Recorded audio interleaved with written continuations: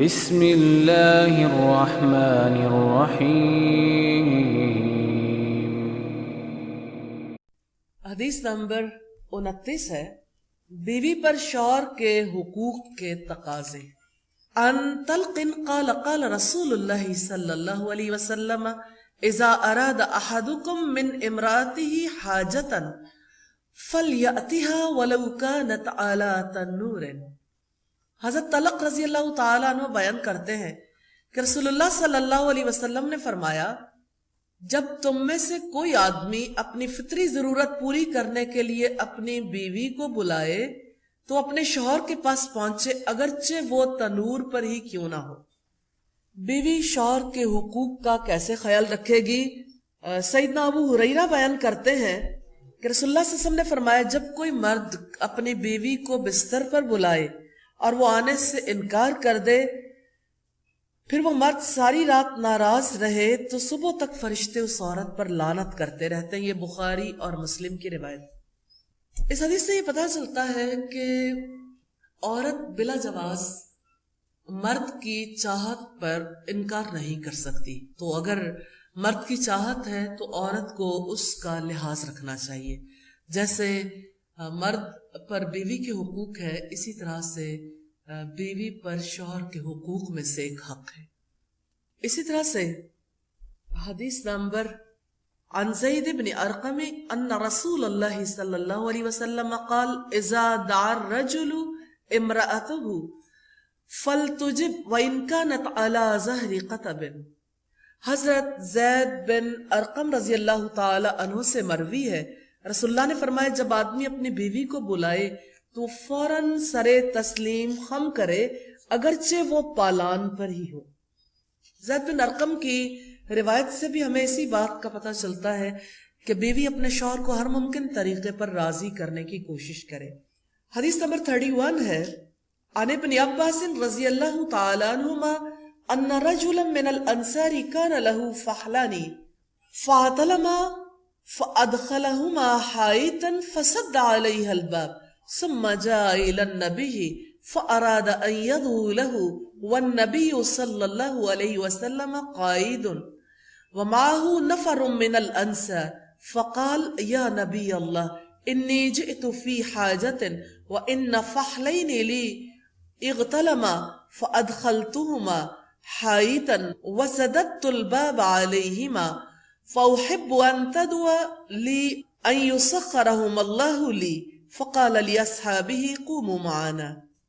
عبداللہ ابن عباس رضی اللہ تعالیٰ عنہ بیان کرتے ہیں، ایک انصاری آدمی کے دو طاقتور سانڈ تھے، دونوں مستی میں آ گئے۔ اس نے ان کو ایک باغ میں داخل کر کے دروازہ بند کر دیا، پھر دعا کروانے کے لیے نبی کریم کے پاس آیا۔ نبی کریم چند صحابہ میں تشریف فرما تھے، اس نے آ کر کہا، اللہ کے نبی، میں ایک ضرورت کے پیش نظر آپ کے پاس آیا ہوں، میرے دو سانڈ ہیں، وہ دونوں مستی میں آ گئے ہیں، میں نے ان کو ایک باغ میں داخل کر کے دروازہ بند کر دیا ہے، اب میں چاہتا ہوں کہ آپ دعا کریں کہ اللہ تعالیٰ ان کو میرے لیے مسخر کر دے۔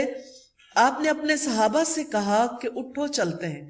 فذهب حتى أتى الباب فقال افتح ففتح الباب فإذا أحد فحلين قریب من الباب فلما رأى النبي صلى الله عليه وسلم سجد له فقال النبي صلى الله عليه وسلم ائتني بشيء أشد به رأسه وأمكنك منه فجاء بختام فشد به رأسه وأمكنه منه ثم مشي إلى أقصى الحائط إلى الفحل الآخر فلما رآه وقع له ساجدا فقال للرجل ائتني بشيء أشد به رأسه فشد رأسه وأمكنه منه وقال اذهب فإنهما لا يعصيانك فلما رأى أصحاب النبي صلى الله عليه وسلم ذلك قالوا يا رسول الله هذان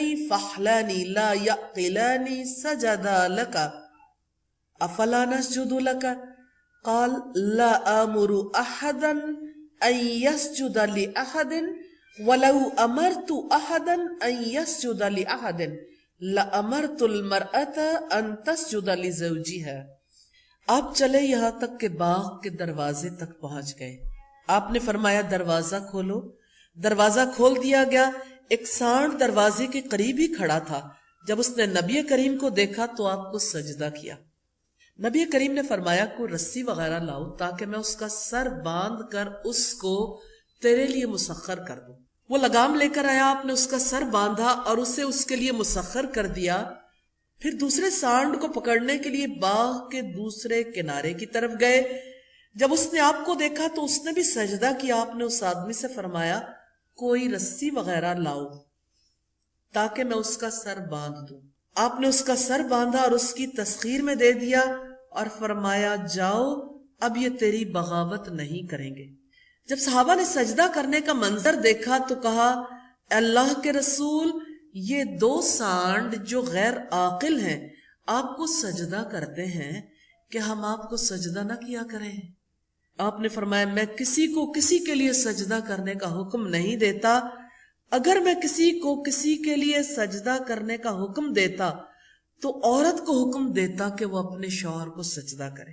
کسی کو سجدہ کرنے کا مطلب یہ ہوتا ہے کہ اس کے سامنے عاجزی اور انکساری کا اظہار کیا جائے, فرما برداری کا اظہار کیا جائے, اطاعت کا اظہار کیا جائے.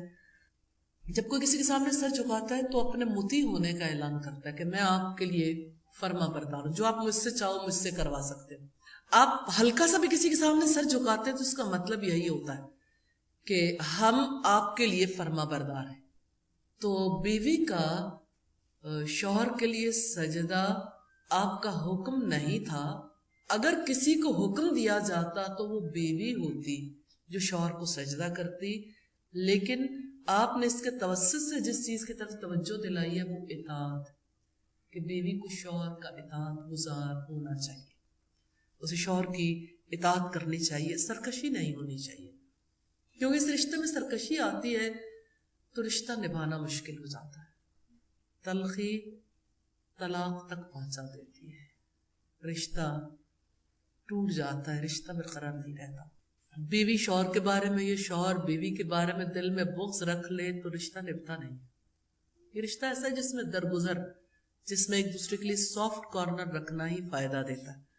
تو یہاں آپ نے خاص طور پر یہ بیوی کے لیے اس اعتبار سے کہا کہ مرد کے اندر یہ خواہش ہوتی ہے کہ دوسرے کو مطیع بنا کر رکھے. تو عورت اگر مطیع ہو تو مرد کا دل باغ باغ ہو جاتا ہے, پھر وہ اسے مجبور نہیں کرتا, پھر وہ اس عورت کو قدر و منزلت کی نگاہ سے بھی دیکھتا ہے. ایکسیپشنل کیسز تو ہمیشہ ہوتے ہی ہیں, لیکن عمومی طور پر جو سلسلہ ہوتا ہے اس کے امکانات زیادہ بڑھ جاتے ہیں.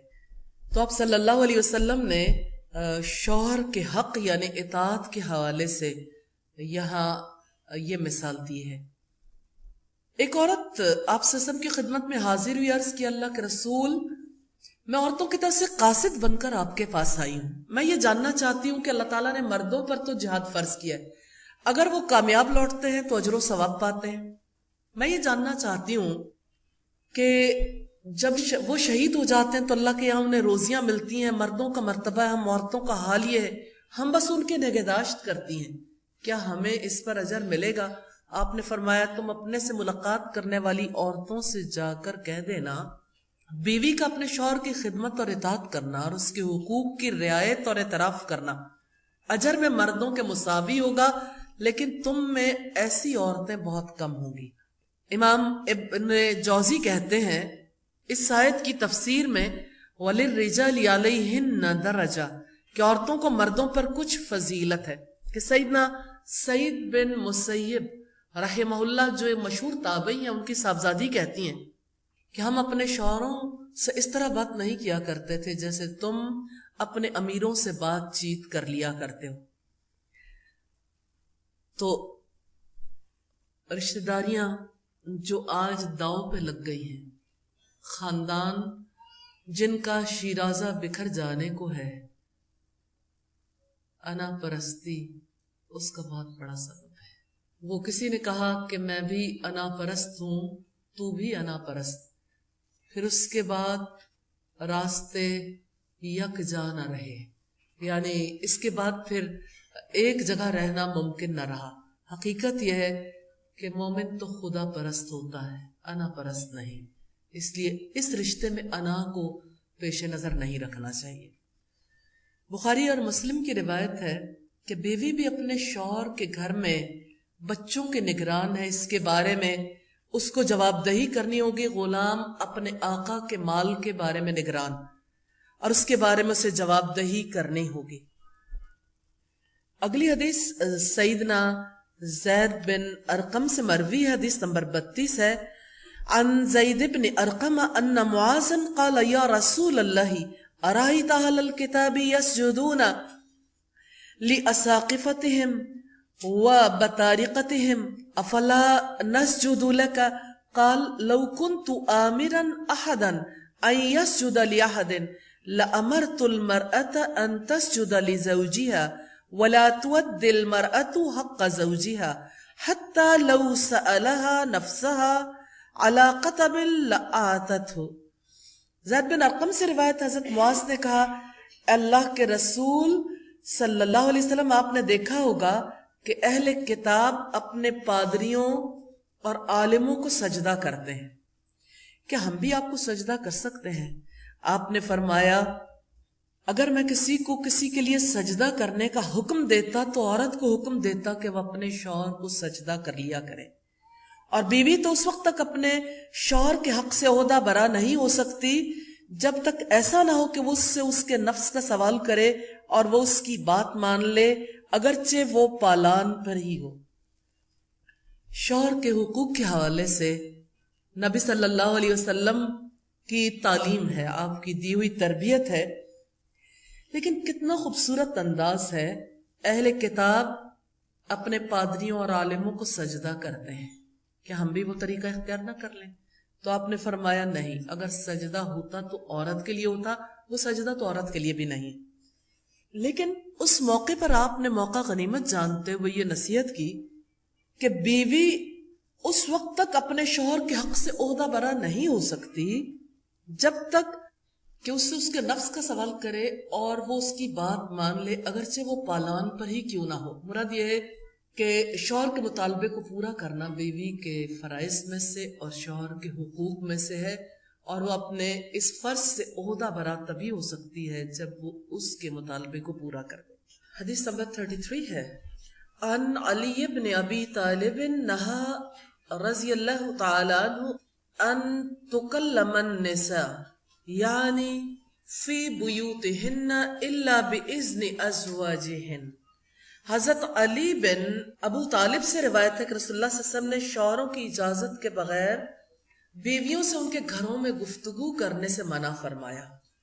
ایک ایسا اصول جسے امت نے بھولا دیا، یا شاید امت نے اس کو جانا ہی نہیں، اور بغیر جانے سارے گھرانوں میں اس کی نفی ہوتی ہے، اور کتنے گھرانے اس اصول کی وجہ سے ٹوٹ جاتے ہیں۔ شوہر بیوی کے پاس آنے والے کسی ایسے شخص کے بارے میں جسے وہ پسند نہیں کرتا، کسی شک میں مبتلا ہو جاتا ہے اور تعلقات میں خرابی آ جاتی ہے۔ کتنا پیارا اور کتنا سادہ اصول ہے کہ شوہروں کی اجازت کے بغیر بیویوں سے ان کے گھروں میں گفتگو کرنے سے منع فرمایا، یعنی آگاہ کر کے پہلے سے اجازت لے لیں، اجازت لے کر بات کریں گی تو کوئی حرج کی بات نہیں۔ اس سے پتہ چلتا ہے کہ عورت اپنے شوہر کی کس قدر پابند ہے، یعنی ہر اعتبار سے اس کے جذبوں کا وہ لحاظ رکھے گی۔